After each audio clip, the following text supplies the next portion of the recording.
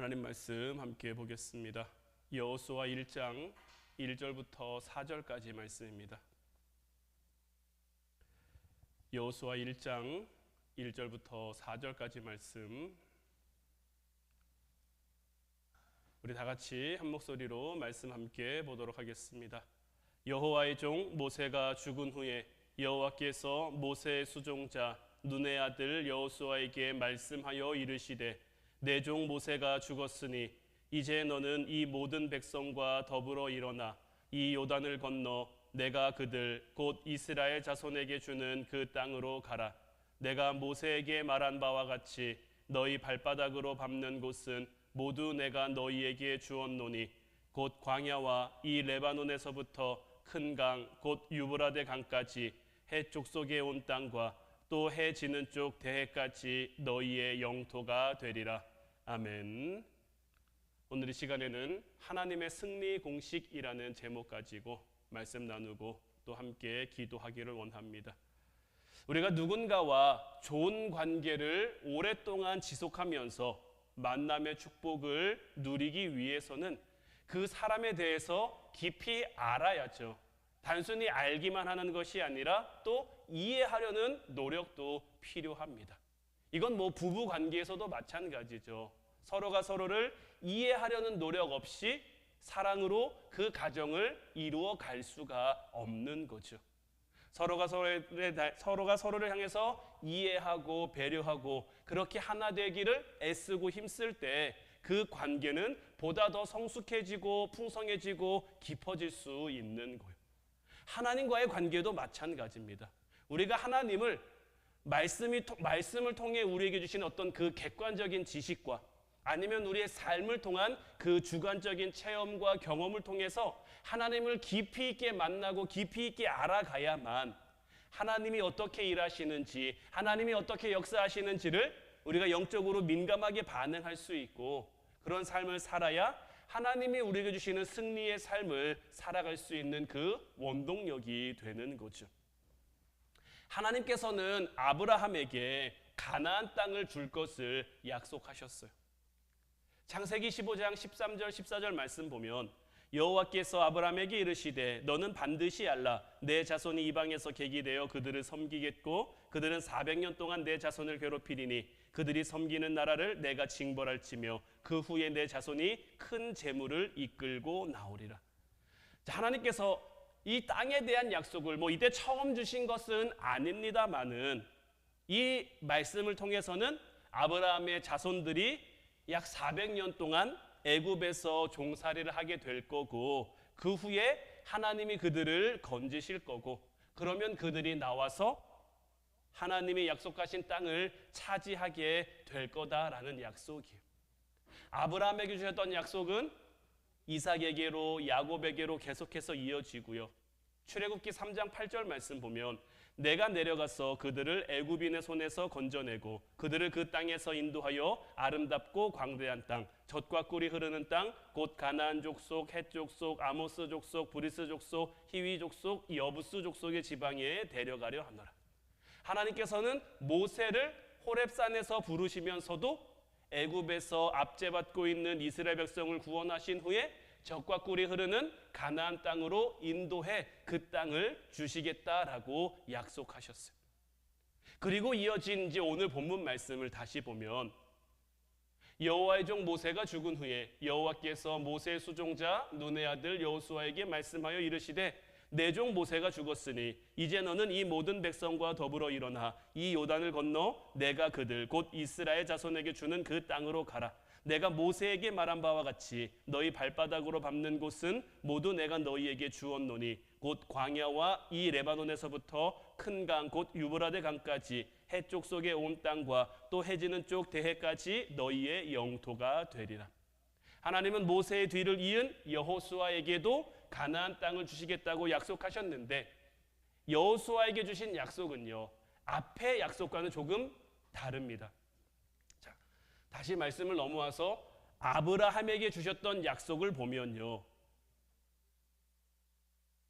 내 자손이 큰 재물을 이끌고 나올 것이다. 그들은 이제 400년 동안 그들을 섬길 것이다. 이런 식으로 아직 이루어지지 않은 미래의 일을 하나님께서 아브라함에게 알려주시는 내용이죠.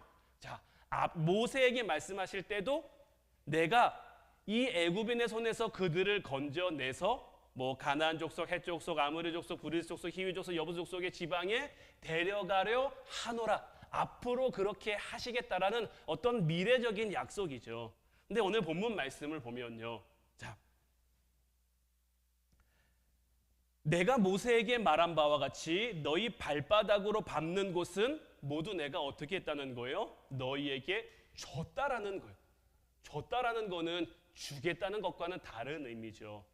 아직 이루어지지 않았지만 하나님께서, 그러니까 이 하나님이 그 모세를 향해 예언의 말씀을 주시는데, 여호수아에게 예언의 말씀을 주시는데 그 예언이 이루어진 것처럼 말씀하고 있는 거죠. 이렇게 해서 여호수아 때에 하나님의 약속이 이루어지고 성취되게 된단 말이에요. 아브라함에게 주신 약속이 온전히 이루어지기까지 얼만큼의 시간이 걸렸습니까? 아브라함에게 말씀하시고 난 다음에도 대략 한 500년 정도가 지난 다음에 이루어진 거예요. 그 사이에 어떤 일들이 있었습니까? 야곱과 그의 가족들은 흉년을 피해 애굽에 내려갔다가 고센이라는 땅을 지급받고 그곳에서 430년이라는 시간을 보내게 되죠. 요셉이 애굽의 총리였던 시기에 야곱의 가족이 75명이었는데 그들이 애굽으로 간단 말이에요. 자, 아브라함 한 사람이었는데, 아브라함과 사라 두 사람이었는데 하나님의 약속이 아브라함에게서 이삭으로 이어지고 이삭에게서 야곱으로 이어지는 동안 지금 가족이 75명이 됐습니다. 이들이 애굽의 고센 땅에 정착했고 출애굽하는 430년 후가 됐을 때는 성인 남자의 수만 60만에 이르는, 성인 남자만 60만이라고 하는 건요, 뭐 아이와 노인과 여인을 다 합치면 200만이 넘어가는 그 엄청난 숫자란 말이에요. 그러니까 하나님의 약속이 조금씩 이루어지고 있죠. 하나님이 아브라함에게 주신 약속이 두 가지인데, 하나는 내 민족을 창대하기로 너에게 씨를 주리라, 너에게 자손을 주리라, 하늘의 별과 같이 바다의 모래와 같이 너에게 많은 자손을 주리라. 지금 이건요 430년이 지나면서, 지금 아브라함과 사라 두 사람이었는데 430년이 지나면서 지금 200만이 넘는 민족으로 상승했으니 하나님의 약속이 점진적으로 이루어지고 있는 거죠. 그런데 땅에 대한 약속은 아직 이루어지지 못하고 있단 말이에요. 요셉을 모르는 새 왕이 애굽의 왕이 되면서 세력이 커진 이스라엘을 견제하려고 합니다. 왜냐하면 다른 이방 민족들도 애굽 땅 안에 많이 들어와 사는데, 다른 이방 민족들은 애굽 땅에 들어와서 애굽 사람들과 섞여 삽니다. 서로 결혼도 하고 시집도 가고 장가도 가고 애도 낳고, 그러다 보니까 처음에는 이방인이었는데 그 자녀는 내려갈수록 점점 애굽인의 피가 흐르는 애굽에 온전히 정착할 수 있는 그런 사람이 되는데, 이 히브리인들은 어떻습니까? 고센 땅에 자기들끼리만 살면서 조금 더 섞여지지 않아요. 그냥 온전히 히브리 민족으로 있어요. 그런데 그들을 보니까 어떻습니까? 건장하단 말이에요. 이들이 땀만 먹으면, 이들이 나쁜 마음을 먹으면 나라가 위험할 수도 있겠다. 그들을 견제하기 위해서 강제로 그들에게 노역을 시키는 상황이 펼쳐지죠. 그렇게 시간이 지나고 하나님이 이스라엘 자손들의 그 고통에 신음하는 소리를 들으시고 모세를 통해 애굽 땅에 10가지 대항을 내려서 그들을 구원하셨단 말이에요. 그들을 구원하신 데까지는 좋아요. 하나님의 약속이 점점 이루어지는 것 같습니다. 아브라함에게 약속하셨듯이 400년이 지난 후에 그들이 이제 나올 것이고 땅을 차지할 거다라고 이야기를 하셨잖아요. 그러니까 여기까지는 하나님의 약속이 이루어지는 것 같은데, 자, 홍해를 건너 광야로 들어온 이스라엘 백성들은 어떻습니까? 원망과 불평만 앞세우는 거죠. 하나님을 믿지 못하고 하나님을 신뢰하지 못하고 온통 불신앙입니다. 불신앙. 성경을 보면요, 자, 신명기 1장 2절 말씀을 보면요, 호렙산에서 세일산을 지나 가데스 바네아까지 10하룻길이래요. 그러니까 자, 홍해를 건너 광야로 들어온 이들이요, 호렙산에서 세일산을 지나 가데스 바네아까지 10하루. 근데 이들의 행렬 중에 뭐 노인도 있고 아이도 있고 또 이들이 가지고 나온 그런 물건들이 많으니까 그런 걸 다 감안해도 한 달이면 갈 수 있는 그러한 거리란 말이에요. 그런데 그 한 달밖에 안 되는 그 거리를 가는데 얼만큼의 세월이 걸립니까? 40년이라는 시간이 걸린단 말이에요. 게다가 자, 오늘 말씀을 통해 하나님께서는 그 아브라함에게 주셨던 약속이 다 이루어지게 하셨지만 여호수아를 통해서 이스라엘 백성들이 가나안 땅으로 진군하고 나서도 그 약속의 땅을 다 정복하는 데까지 다시 한 30년 정도의 시간이 걸렸단 말이에요. 그러니까 이렇게 아브라함에게 약속하셨던 그 가나안 땅을 주시겠다라고 한 그 약속은 500년이라는 시간이 지난 다음에야 비로소 성취될 수 있었단 말이에요. 근데 이 모든 것은 다 하나님 계획 안에 이루어진 일들이지만 사실 그 계획을 조금 더 땡길 수 있었는데 이스라엘의 불신앙 때문에 더 미뤄지고 더 오래 지체되기도 했죠. 근데 이 부분에서 우리가 하나의 물음표를 던질 수 있는 것은 자, 하나님은 전능하시고 우리 인간의 생사화복을 주관하시는 분이시기 때문에 모든 것을 다 할 수 있는 분이시죠. 그런데 하나님께서는 왜 40년 광야 생활도 모자라 30년 동안 생사를 위협받는 그 전쟁을 치르게 하셨을까? 아브라함에게 땅을 주시겠다고 약속하셨고 사실 아브라함의 믿음은 대단한 믿음이잖아요. 자기 하나밖에 없는 독자 이삭마저도 아끼지 않고 하나님 앞에 드릴 만한 그런 믿음의 소유자인데 그런 그와 약속하셨던 하나님의 약속이 이루어지고 성취되는 데까지 500년이라는 시간이 걸리고 그 500년 중에 40년 광야 생활도 들어있고 30년 전쟁 기간도 들어있고 우리는 하나님이 특별히 선택한 그 하나님의 백성들을 통해서 가나안 땅을 주시는 그 과정과 이 긴 시간의 흐름 속에서 하나님이 일하시는 그 공식, 하나님이 일하시는 법칙을 발견할 수 있는데 우리 하나님은요 철저하게 서두르지 않는 하나님이시다라는 걸. 사람은 조급한데 하나님은 결코 서두르지 않으십니다. 왜냐면요 우리는요 항상 과거를 회상하며 현재에 머무릅니다. 앞으로의 일들은 우리가 어떻게 될지 몰라요. 당장 우리가 이 예배를 드리고 집에 가면서도 아니면 오늘 밤에 잠을 자면서도 아니면 내일 일어나서 우리에게 어떤 일들이 벌어질지 우리는 알지 못해요. 그러니까 미래에 대한 불안함, 미래에 대한 알 수 없는 그 답답한 이런 것들을 과거의 회상을 통해 현재를 살아가며 이것을 풀어내려고 하는데 이것이 쉽게 풀어지지가 않죠. 그러다 보니까 조급한 거예요. 하나님의 전지전능하심을 우리가 믿으니까 그 믿음 가운데 하나님이 우리가 알지 못하는 영역을 밝히 비춰줬으면 좋겠는데 우리에게 답답한 부분을 빨리 해결해 주셨으면 좋겠는데 하나님이 그렇게 우리에게 응답해 주시지 않는단 말이에요. 왜냐하면 우리 하나님께서는 과거와 현재와 미래 그리고 영원까지를 한 번에 보시며 그 모든 것들을 다 주관하고 계시기 때문인 거예요. 하나님께서는 40년 광야 생활도 30년 동안의 기나긴 그 가나안 정복 전쟁 그 시간 동안에도 하나님은 조급하시지 않은 거예요. 사람에게는 굉장히 긴 시간처럼 여겨질 수 있지만 하나님에게는 짧디 짧은 시간일 뿐이에요.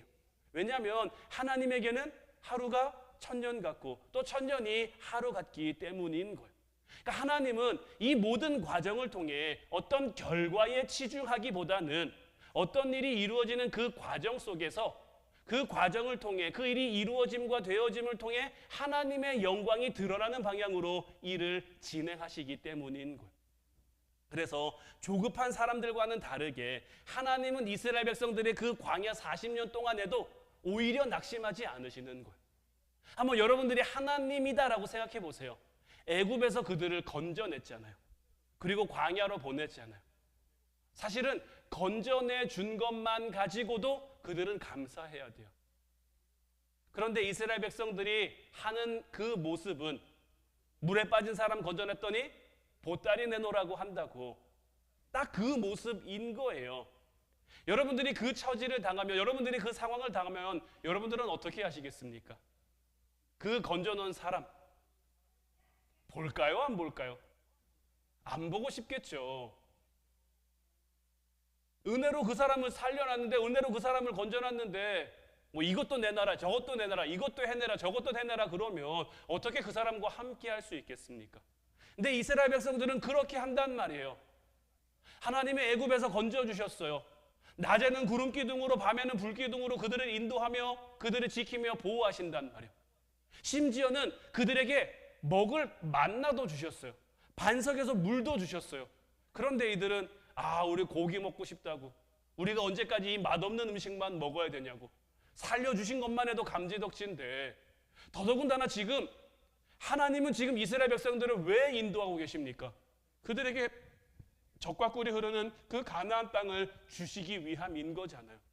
그 축복을 위해 참고 기다리며 인내하는 것이 맞는 것 같은데 그들은 그렇게 하지 못하는 거죠. 그런데 우리 하나님은 그런 그들의 모습 속에서도 조급해하지 않는 거예요. 얘네들이 언제 사람 되려나, 얘네들이 언제 철 들려나, 이렇게 조급하지 않고 여유롭게 하나님의 일하심을 만들어 가시는 거예요. 그리고 하나님의 때는요, 하나님의 때가 되면 반드시 이루어지고 역사하는 거예요. 갈라디아서 6장 9절 말씀 보면 우리가 선을 행하되 낙심하지 말지니 포기하지 아니하면 때가 이름에 거두리라. 우리가 선을 행한다는 건요, 어떤 이 세상에서의 어떤 착한 일들을 가리켜 말하는 게 아니고요, 하나님 안에서의 삶을 가리켜 말하는 겁니다.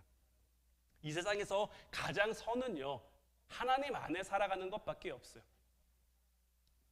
예수님 앞에 한 부자 청년이 찾아옵니다. 이 부자 청년이 예수님에게 찾아오면서 예수님을 뭐라고 부르냐면요, 선한 선생님이요 라고 부른단 말이에요. 그러니까 예수님께서 그 청년에게 뭐라고 말씀하셨냐면, 하나님 밖에는 선한 사람이 누가 있느냐, 하나님 밖에는 선한 이가 누가 있느냐.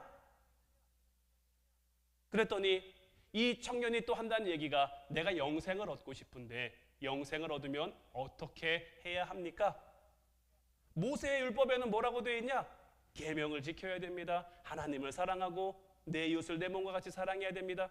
근데 이것들은요, 내가 다 어려서부터 지킨 겁니다 라고 얘기하는 거예요. 그러니까 이 청년이 예수님을 선한 선생님이요 라고 부르고 온 건요, 이 청년의 마음에 한 가지 마음이 있는 거예요. 어떤 마음이냐면, 예수님을 선한 선생님이라고 부르면서 나의 선함을 좀 인정해 달라는 거예요. 나의 선함을 좀 칭찬해 달라는 거예요. 이 정도 선함이면, 이 정도 잘함이면 하나님 앞에서 네가 잘하고 있는 거야 라는 그 인정을 받고 싶은 그 인정 욕구가 그 안에 있는 거예요.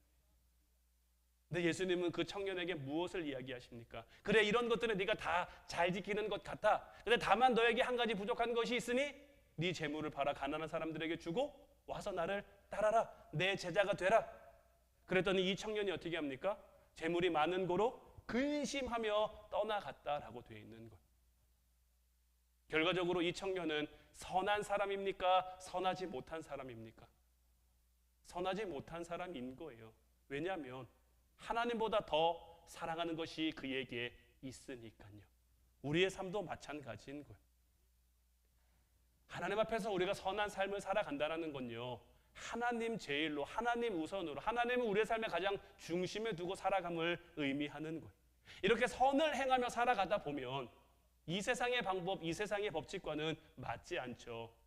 그러니 믿지 않는 사람들이 볼 때는 어리석다, 미련하다 이렇게 생각할 수도 있지만, 그 선을 행하면서 우리가 좀 손해를 볼지라도, 우리가 선을 행하면서 조금 피해를 볼지라도 우리가 낙심하지 말아야 할 것은, 우리가 이 선을 행하는 것을 포기하지 않으면 하나님의 때가 우리에게 반드시 이루어진다라는 거죠. 하나님의 때는요, 우리에게 가장 정확한 때고요, 가장 정확한 타이밍인 거예요. 하나님이 아브라함에게 주신 그 약속이 이루어지고 성취되는 것도요, 하나님의 가장 정확한 그 때였던 거예요. 비록 500년이라는 시간이 걸렸지만 그 500년이라는 시간 동안 하나님은 그냥 가만히 계셨던 게 아니에요. 그런데 우리가 볼 때는 사실 500년이라는 시간이 얼마나 긴 시간입니까? 그러니까 서두르지 않는 것처럼 보여지시는 그 하나님이 마치 일하지 않는 것처럼, 나를 생각하지 않는 것처럼, 나를 돌보지 않는 것처럼 그렇게 여겨질 때도 있죠. 그리고 우리 인간은요, 좀 뭔가 내 생각대로 안 되고 내 뜻대로 안 되고 그러면 쉽게 낙심하고 쉽게 넘어질 수 있는 그런 존재니까요. 그러나 하나님의 은혜가 우리에게 주어지면요, 우리가 그 하나님의 은혜를 깨닫게 되면요, 이 모든 것을 다 어제 우리가 말씀 나눈 것처럼 넉넉하게 다 이기게 되는 거예요. 자, 여러분들 한번 보세요. 이스라엘 민족이 하나님 은혜가 아니었다면 어떻게 광야에서 40년을 견딜 수 있었겠습니까? 하나님은 만나로 그들을 먹이셨고요, 구름기둥과 불기둥으로 그들을 인도해 주셨단 말이에요. 그런데 이렇게 인도하시면서 그들을 빨리 가게끔, 서둘러 가게끔 하는 게 아니라 하나님의 뜻을 이루며 가도록 그들을 인도하시는 거예요. 비록 그것이 우리 눈에 보이기에는 더딘 모습일지라도 하나님은 하나님의 가장 정확한 때를 향해 나아가고 계신 거고 우리를 인도하고 계신 거예요. 왜냐면요, 우리 하나님은 거룩하고 신실한 분이시기 때문인 거예요. 그렇기 때문에 우리 하나님은 불신앙과 요만큼도 타협하는 분이 아니신 거예요. 하나님은 죄와는 절대 타협하지 않습니다. 하나님이 이스라엘 백성들을 애굽에서 구원하셨는데 그들은 광야 생활이 시작되면서부터 바로 불신앙의 모습을 나타낸단 말이에요. 하나님 앞에 원망하고 하나님 앞에 불평하고. 그들이 왜 원망할까요? 그들이 왜 불평할까요? 하나님을 못 믿으니까 불평하는 겁니다. 하나님을 믿지 못하니까 원망하는 거예요. 그런데 하나님께서는 그런 그들의 모습을 그냥 두지 않고 그들이 믿음을 회복할 때까지, 그들이 믿음 위에 든든히 서갈 때까지 그들을 광야에 그냥 두시는 거예요. 결국은 출애굽 1세대 사람들이 다 광야에서 눈을 감게 됐죠. 하나님이 불신앙에 대해서 얼마나 철저하고 얼마나 단호한지 우리에게 잘 보여주는 대목이에요. 제가 예전에 주일학교 사역을 할 때 주일학교에서 이 말씀을 가지고 설교했더니 한 아이가 저한테 이런 질문을 하더라고요. 목사님, 그러면 출애굽 1세대 사람들은 하나님 나라에 들어갔어요? 못 들어갔어요? 여러분들 어떻게 생각하십니까? 이들은 하나님 나라에 갔을까요? 못 갔을까요? 하나님 나라 들어갔죠. 왜냐하면 그러니까 이들이 물론 불순종하고 하나님 앞에 원망하고 불평한 그런 모습을 보였지만 그럼에도 하나님 구원의 그 테두리 안에 있었던 겁니다. 그러니까 우리도 우리의 삶 가운데 우리가 원망하고 불평한다고 하나님 나라 못 가면 이 세상 가운데 하나님 나라 갈 수 있을 사람이 얼마나 될까요? 원망을요, 어디까지 원망이라고 봐야 될까요? 힘들어 죽겠네, 더워 죽겠네. 이제 날씨가 점점 더워지더라고요. 낮에 차를 타면 굉장히 뜨거울 때가 있단 말이에요. 그럼 금방 우리 입장에서는 뭐 더워 죽겠네, 힘들어 죽겠네, 뭐 어려워 죽겠네, 이런 말들. 하나님이 이런 우리의 말을, 하나님이 우리에게 뭐라고 말씀하셨습니까? 너희 말이 내 귀에 들리는 대로 내가 행할 건데 라고 말씀하셨단 말이에요. 힘들어 죽겠네, 어려워 죽겠네, 죽겠네 자꾸 했다가 하나님이 넌 정말 죽고 싶은 거야? 이렇게 하시면 어떻게 됩니까? 이것이 다 너희의 원망이고 너희의 불평이고 이러니 너희들은 이 세상을 살 가치가 없어, 살 의미가 없어, 이렇게 하시면 사실 우리는 할 말이 없는데 하나님은 우리의 이런 모습들을 그냥 우리의 약함과 우리의 연약함으로, 그러니까 우리도 이런 거 하나님이 우리를 이렇게 봐주시니까 나는 이렇게 해도 돼가 아니라 이런 연약함 가지고 하나님 앞에 나가야죠. 어제 말씀 나누는 것처럼 로마서 7장에서 8장으로 넘어가 하나님 은혜가 함께하니 죽겠네라는 말보다는 하나님 때문에 살겠네라는 말이 우리 입술을 통해서 고백되어지는 그런 삶으로 변화돼 가야죠. 출애굽 1세대 사람들도 이들이 비록 원망하고 불평했지만 하나님이 주신 그 대열 안에서 이탈하거나 벗어나지 않았단 말이에요.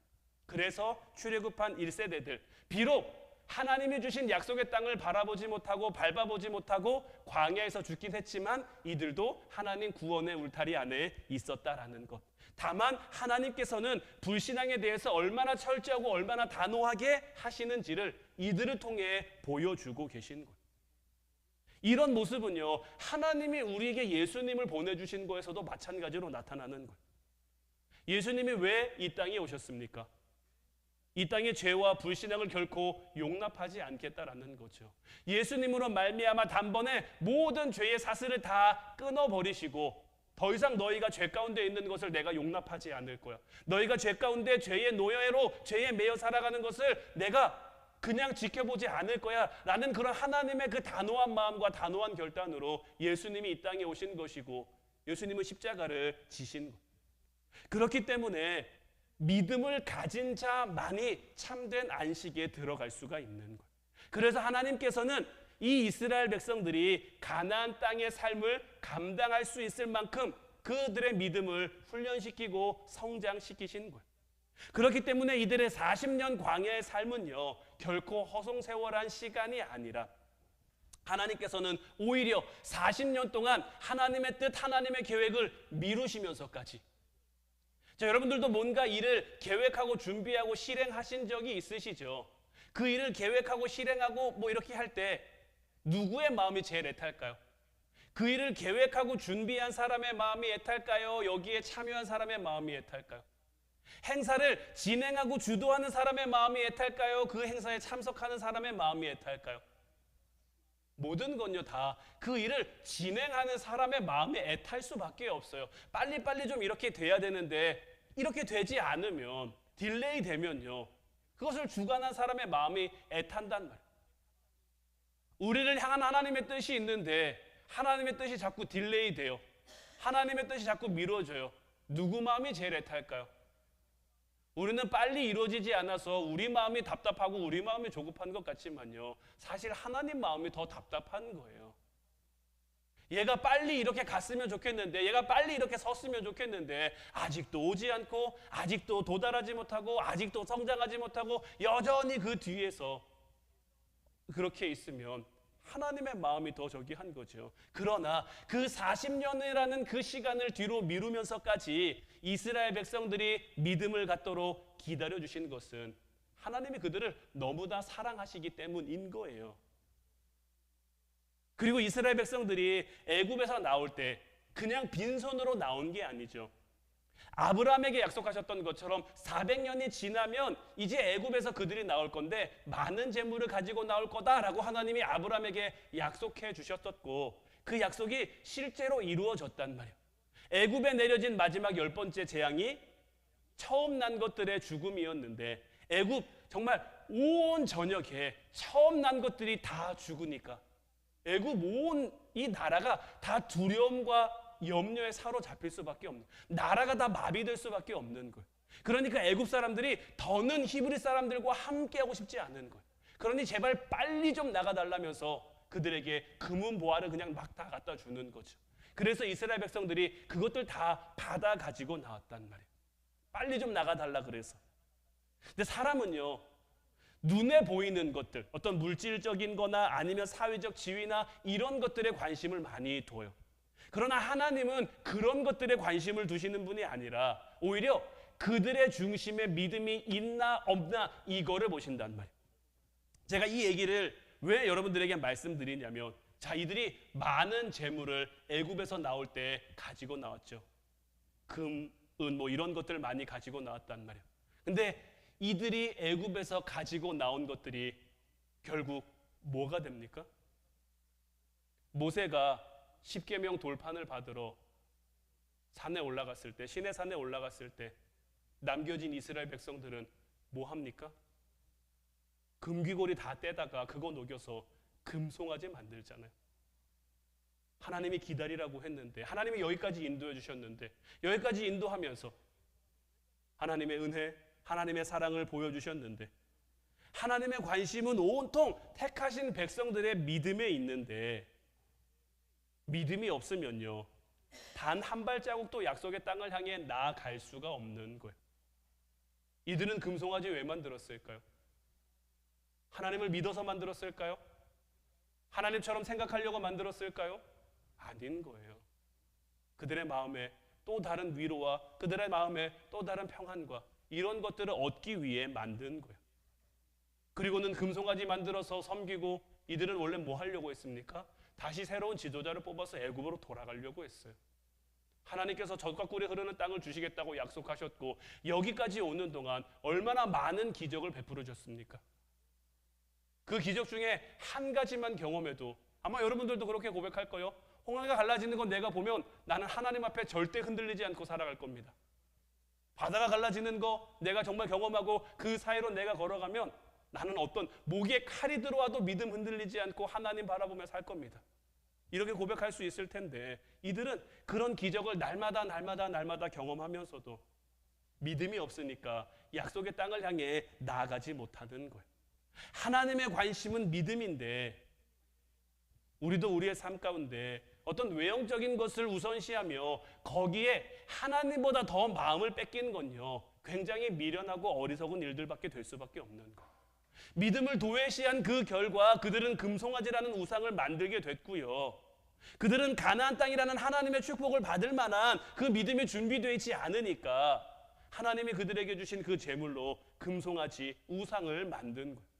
우리의 삶 가운데도 마찬가지입니다. 축복을 감당할 만한 그 믿음이 우리에게 준비되어 있지 못하면요, 우리도 하나님 말고 다른 걸요 우상처럼 의지하고 우상처럼 바라보게 되어 있는 거예요. 하나님은 우리에게 눈에 보이는 축복 주십니다. 이들이 애굽에서 나올 때 많은 보물을 가지고 나올 수 있게 해주셨던 것처럼, 아브라함이 믿음의 길을 걸어갈 때 그를 거부가 될 수 있게 만들어 주신 것처럼, 이삭이 믿음으로 하나님 앞에 선한 삶을 살아갈 때 100배나 되는 축복을 그에게 주셨던 것처럼 우리의 삶 가운데도 하나님이 우리 눈에 보이는 축복들을 주신단 말이에요. 그래서 올해를 시작하면서 여러분들과 우리가 나눈 그 결단과 믿음의 약속들이 이런 거잖아요. 하나님이 우리에게 주실 그 눈에 보이는 축복을 우리 손에 쥐는 한 해를 만들어 보자. 그러나 이 모든 것들 가운데 우리가 해야 될 것은 무엇이라고 말씀드렸습니까? 먼저 그의 나라와 그의 의를 구하는 것, 이 모든 것을 능히 주시는 그 하나님을 더욱 의지하는, 하나님이 주신 것 때문에 우리 마음 뺏겨서 그것을 우상처럼 의지하고 우상처럼 바라보는 게 아니라 이만큼을 주신 하나님께서는 더 많은 것도, 때로는 더 많은 것을 위해 우리의 작은 것을 하나님이 가져가시더라도 그 가운데 내가 흔들리거나 믿음 잃지 않고 모든 것을 하나님이 하십니다. 모든 것은 하나님이 하시니 우리는 흔들리지 않는 믿음 가운데 살아가겠습니다. 이렇게 하나님 의지하는 믿음의 삶을 살아가면 하나님이 우리를 반드시 하나님 약속이 이루어지는 곳을 향해, 하나님의 뜻이 이루어지는 곳을 향해 우리를 이끌어가 주시는 것. 만약 하나님이 노예로 살던 이스라엘 백성들에게 어떤 땅을 주시는 게 목적이었다면요, 그냥 그 애굽 땅을 그들에게 주실 수도 있어요. 한번 생각해 보세요. 10가지 재앙으로 인해서 애굽이 다 뒤집어졌잖아요. 처음 난 것들이 다 죽었는데 애굽 사람들이 항복 안 할까요? 이스라엘 백성들한테 하나님이 하시고자 하면 얼마든지 할 수도 있어요. 애굽도 얼마나 살기 좋은 땅입니까? 그러나 하나님이 그들에게 목적하신 것은 땅을 주는 게 아니에요. 땅을 통해 하나님의 백성이 되게 하시는 것. 믿음이 준비되어 있지 않으면 가나안 땅에 들어가서도 이들이 우상을 섬길 것을, 하나님을 떠나게 될 것을 누구보다 잘 아셨기 때문에 시간이 지체되는 것 같아 보여도 하나님이 제일 답답하고 하나님이 제일 마음이 좋지 않으시겠지만 그럼에도 광야에서 그들로 하여금 시간을 보내도록 믿음만 준비되어 있으면 10일이면 갈 수 있는 길이, 뭐 넉넉 잡아 한 달이면 갈 수 있는 그 길이 광야 학교라는 40년 시간이 되게 하신 것. 우리의 삶 가운데 하나님 승리의 공식이라고 부를 수 있는 게 무엇이겠습니까? 우리의 삶 가운데 하나님 승리 공식은 믿음밖에 없는 거예요. 믿음이 있으면요 모든 것이 가능해집니다. 믿음이 있으면요 모든 것을 이룰 수 있습니다. 믿음이 있으면요 모든 것을 이길 수 있습니다. 사도 바울이 고백한 것처럼 때로는 내가 풍부에 처하기도 하고 내가 비천에 처하기도 하고 때로는 내가 박해받을 때도 있고 때로는 내가 궁핍할 때도 있고 내가 어려울 때도 힘들 때도 있고, 그러나 그 모든 것들 가운데서 내가 뭘 배웠습니까? 일체의 비결을 배웠죠. 일체의 비결이 뭡니까? 믿음 가지고 하나님 바라보는 삶을 사는 거예요. 믿음 가지고 하나님 바라보는 삶을 사니까 감옥에 갇혀서도 찬양이 절로 나오고 매를 맞고 나서도 기도가 절로 나오고, 물론 우리의 삶 가운데 그런 일들이 사도 바울이 그랬으니까 우리도 그래야 됩니다 라고 여러분들에게 말씀드리진 않습니다만은 하나님이 때로 우리의 삶 가운데 어떤 것을 허락하시더라도 우리가 미워서 그런 자리를 허락하시겠습니까? 너는 좀 고생 좀 해봐야 돼, 너는 좀 힘들어 봐야 돼, 너는 좀 아파봐야 돼. 우리 하나님 우리에게 이런 분 아니시란 말이에요. 누가 자녀가 떡이 달라는데 뱀을 주고 생선을 달라는데 전갈을 줄 사람이 어디 있겠습니까? 악한 자도 자식에게는 좋은 것을 줄 아는데 하물며 우리 하나님께서 구하는 자에게 성령을 주시는 거죠. 성령은 뭡니까? 하나님의 말씀이죠. 하나님의 말씀은 뭡니까? 우리의 믿음이 자라나게 하는 거예요. 말씀을 통해 하나님에 대한 객관적 지식이 우리 안에 들어와 그것이 우리의 삶을 통해 주관적인 체험이 되는 거예요. 객관적 지식과 주관적 체험이 만나서 하나님을 깊이 알아가면 그것이 우리의 삶 가운데 하나님의 승리를 나타내는 그 하나의 공식이 되는 거예요. 이제 바라기는 주신 믿음 가지고 승리하는 삶을 살아가는 여러분들 되시기를 주님의 이름으로 축원해 드립니다. 믿음 가지고 나아가면, 믿음으로 나아가면 안 될 것 없다라는 것, 이제 온전히 이거 믿는 믿음으로 오늘 밤에도 같이 찬양하고 기도했으면 좋겠습니다. 오늘 이 시간에는 너 시험을 당해 이 찬양 고백했으면 좋겠는데, 우리 구주의 힘과 그의 위로를 빌라 주님 내 편에 서서 항상 도우시리. 우리가 어떤 처지에 있느냐, 어떤 상황에 있느냐는 중요한 게 아닙니다. 우리가 주님 편에 있으면, 주님이 우리 편에 있으면 그 모든 것들을 다 넉넉히 이길 수 있다는 것, 이 믿음 가지고 이 찬양 고백하고 함께 기도하도록 하겠습니다.